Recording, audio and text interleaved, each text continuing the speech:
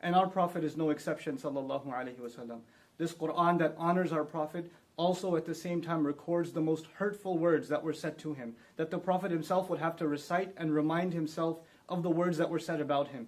Sahir, magician, majnoon, insane, kadhab, a perpetual liar. So many accusations are made against our Prophet sallallahu alaihi wasallam, and they're all recorded in the Quran. Allah wants us to remember that this is a fact, that all prophets, though they are the most noble of Allah's creation, and that Allah Himself has honored them, at the same time are people that will face the worst kinds of insults. The typical approach is that everyone is included. You don't have the effect of different religions. As they bind people together, they produce divisions between those communities. That's an assumption you're making. In Islam, we say very much, someone is either your equal in faith or they're your brother in humanity. We don't, those distinctions that you're making don't apply when you get to charity. For example, open Bukhari, you will find a hadith that if you find a Jew or a Christian walking down the street, push them to the side.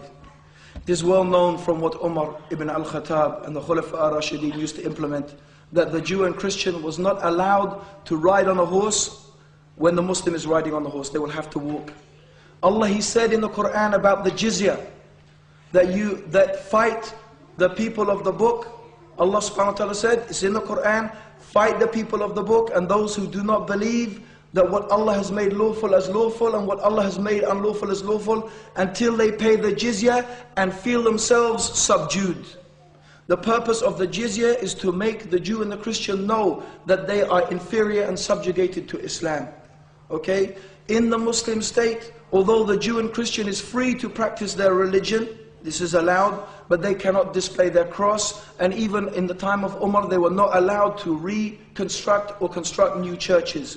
All of this is to create an atmosphere where it is encouraging the people to come to Iman and Islam.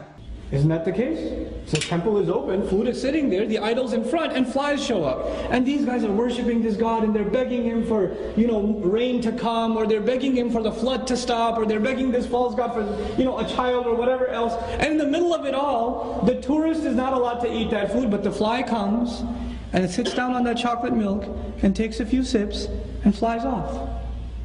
And can that God do anything? No. That God can't do anything.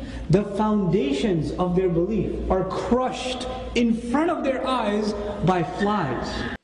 Let's see if the God can protect himself, and then we can see how he can protect other people. La ilaha illallah.